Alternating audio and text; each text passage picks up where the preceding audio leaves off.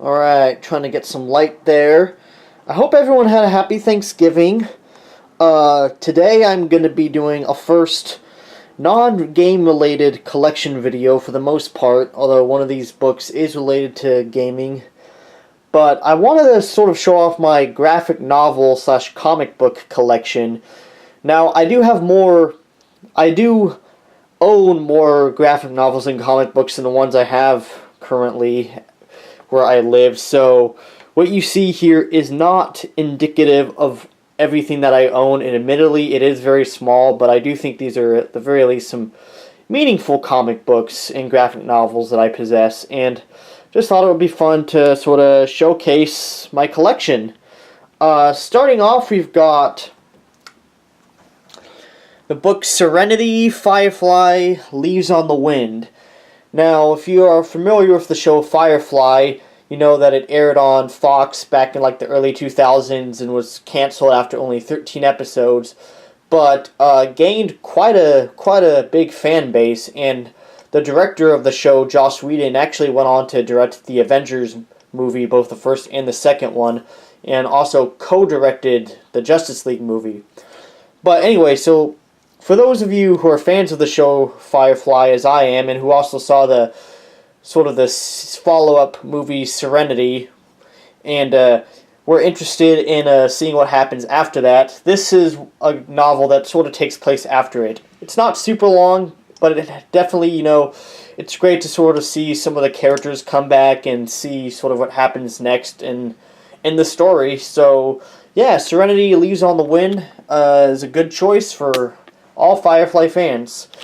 Next up, we got the Star Wars Omnibus, Boba Fett. So this one is really specifically a series of sort of Boba Fett comic books, sort of all put into the Star Wars Omnibus. Boba Fett being one of the most famous Star Wars characters, although he's also not actually in the movies for very long. He's in Empire Strikes Back for like maybe 15 minutes, and he's in Return of the Jedi for maybe 10 minutes after having somewhat underwhelming exit from it. But this one but nonetheless, Boba Fett gained quite a following, and he's kind of like seen as like a big badass bounty hunter. He's the one that captured Han Solo after all, and put him in carbonite, kind of, and took him the Jabba the Hutt. So this talks more about sort of Boba Fett's own sort of adventures, the bounties that he collects, his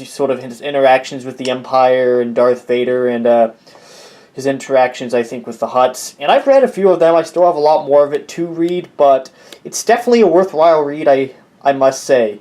I definitely do like the character of Boba Fett a lot, and it's definitely interesting to see his character far more fleshed out than he ever was in any of the Star Wars movies. So, yeah, Star Wars Omnibus Boba Fett is a good one. Next up, we have The Legend of Zelda Hyrule Historia. So this is sort of so Hyrule Historia is really sort of a collection of artwork from all the Zelda games. This was released back in 2012, 2013.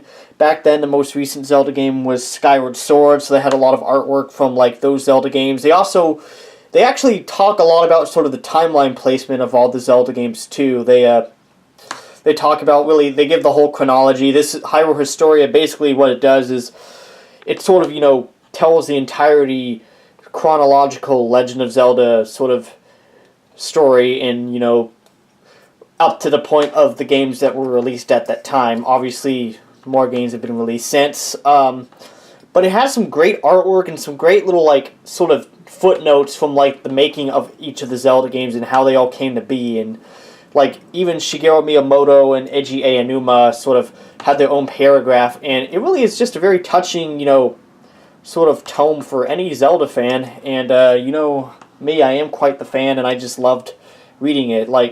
It talks about even the making of the games like Skyward Sword, which was the most recent game at the time. So it shows a lot of the concept art for that. It shows stuff from Ocarina of Time and Twilight Princess. gets a lot of treatment, and a little bit from like even the old games too. So like Zelda 1 and like Link to the Past and all those games. So yeah, Hyrule Historia, I'm glad to have it in my collection, and I actually have 2 copies of it. The other one's unopened, and I might give it away as a gift one of these days, actually. The last book we have here is Batman Hush. So I own a few of the Batman graphic novels. I have Arkham Asylum, A Serious House on Serious Roots. I have the Long Halloween. I've got The Killing Joke. I don't have them with me, unfortunately, but what I do have is the Batman Hush, which takes place much later on in Batman's career. He's already been Batman for like several years at this point. And basically, what this particular graphic novel is about is a mysterious bandaged man who's sort of going around committing murders, and Batman is trying to figure out who he is. He thinks it might be, one person, and then he thinks it might be another. It brings in all the Batman mainstay characters. Like, we actually see Harvey Dent come back as, Harvey Dent, not Two-Face.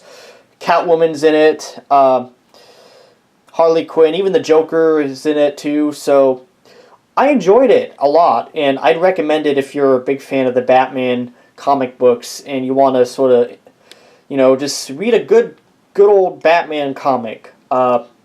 So those are the 4 graphic novels that I currently actually have in my collection. I hope to do an updated video on this once I actually have more of them here at my house.